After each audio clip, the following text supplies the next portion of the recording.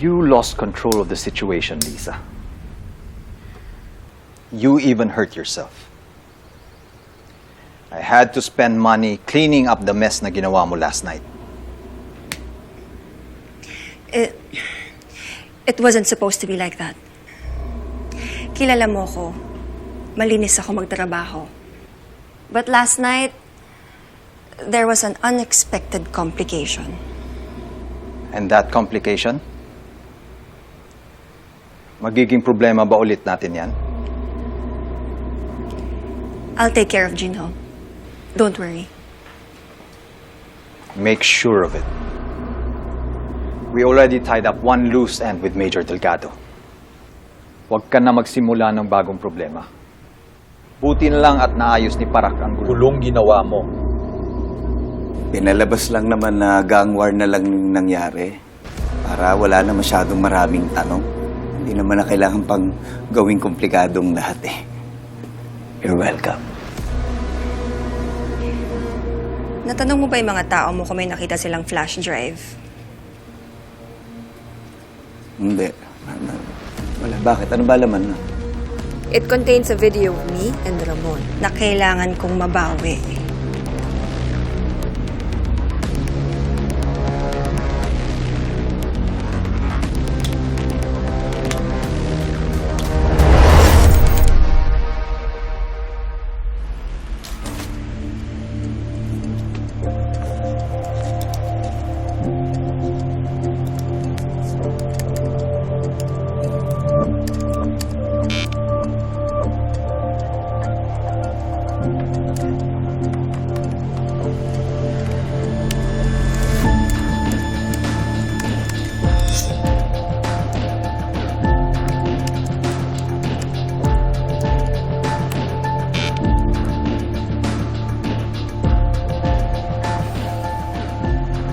Ano ibig sabihin nun?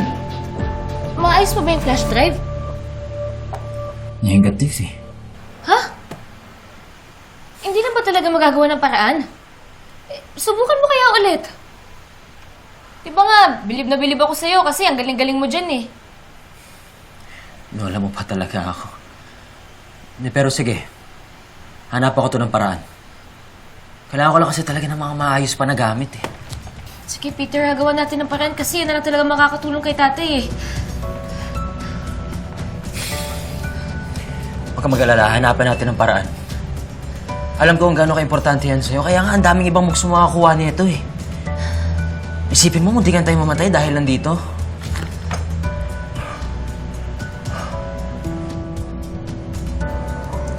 Hawak na ni Joey yung flash drive.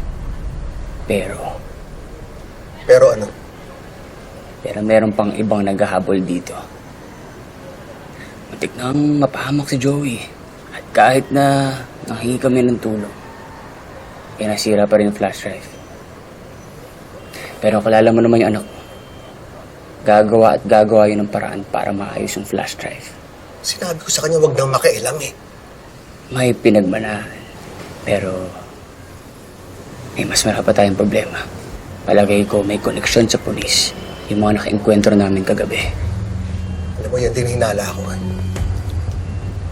Nire-record lahat ni Ramon yung mga meetings niya.